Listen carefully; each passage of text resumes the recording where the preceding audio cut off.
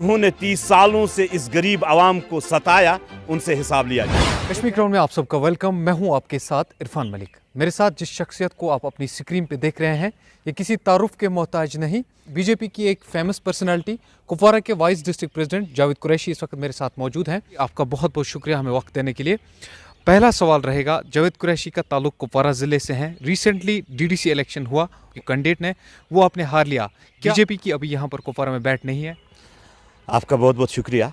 जिस तरीके से आपने डीडीसी की बात की, हमारे कैंडिडेट ने बहुत ही अच्छे मार्जिन में वोट लिए हैं और आज सबसे बड़ी खुशी की बात है कि ज़िले कुपवारा में भारतीय जनता पार्टी ग्रोथ कर रही है, बढ़ रही है।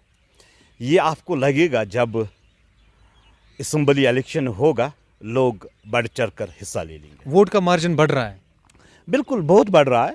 आज आपने देखा होगा जब संभल में इलेक्शन हुआ, वहाँ पे भी हमने बहुत सारे वोट कैच किए और कुपवारा में सबसे ज़्यादा ले लिए।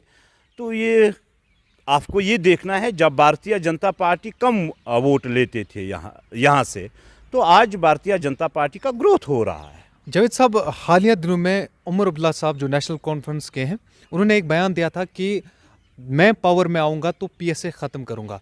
आपका इसके बारे में क्या सोचना है? देखो, मेरे ख्याल में इनका जहनी तवाज़ुन जो अभी ख़राब हो चुका है, जब से इक़्तिदार चला गया।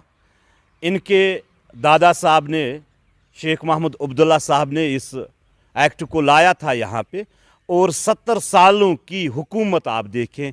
इनका बाप चीफ मिनिस्टर रहा है, खुद चीफ मिनिस्टर रहे हैं और मरकज़ी सरकार में वज़ीर भी रहे हैं। आज तक तो इन्होंने कभी बात नहीं की।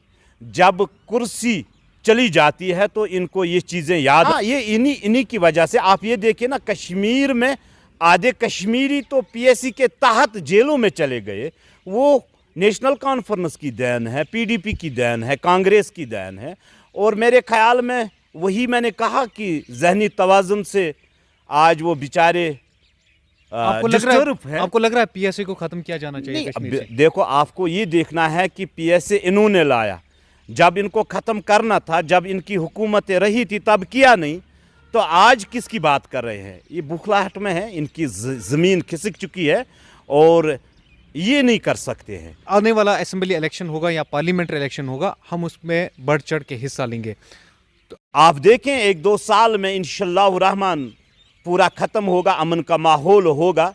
और जिस तरीके से पूरे हिंदुस्तान में, पूरे वर्ल्ड में रात को काम होता है, उसी तरीके से जम्मू कश्मीर में लाल चौक में रात को खुला रहेगा और पूरा कश्मीर खुला रहेगा रात को भी।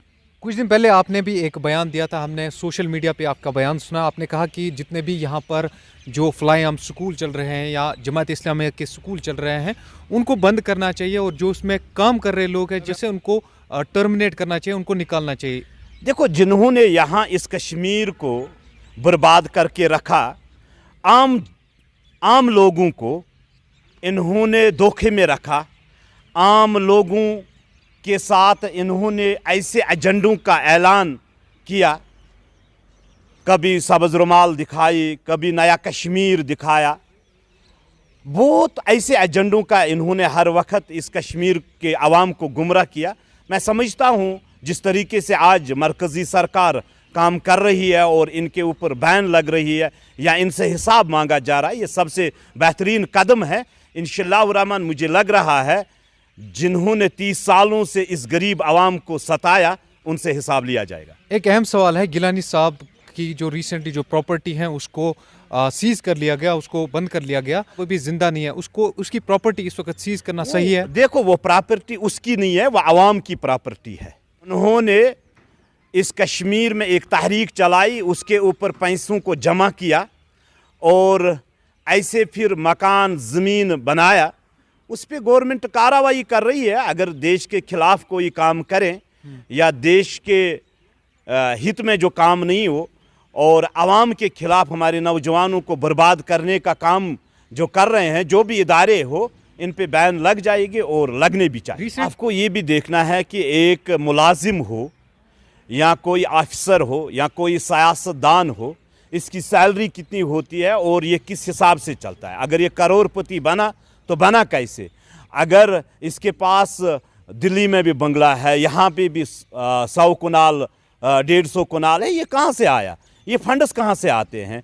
तो इनमें इन्वेस्टिगेशन होनी चाहिए और इसमें किसी को मेरे ख्याल में दो राय नहीं होनी चाहिए और सच के साथ चलना चाहिए। बहुत बहुत शुक्रिया। ये थे मेरे साथ जावेद कुरैशी, जो बीजेपी के सीनियर लीडर हैं और अलग अलग मुद्दों पे ये खुल के बात करते हैं और इनकी अपनी एक पहचान है। बहुत बहुत शुक्रिया। बाकी न्यूज़ अपडेट्स के लिए बने रहे हमारे साथ। इरफान मलिक, कश्मीर क्राउन, कुपवारा।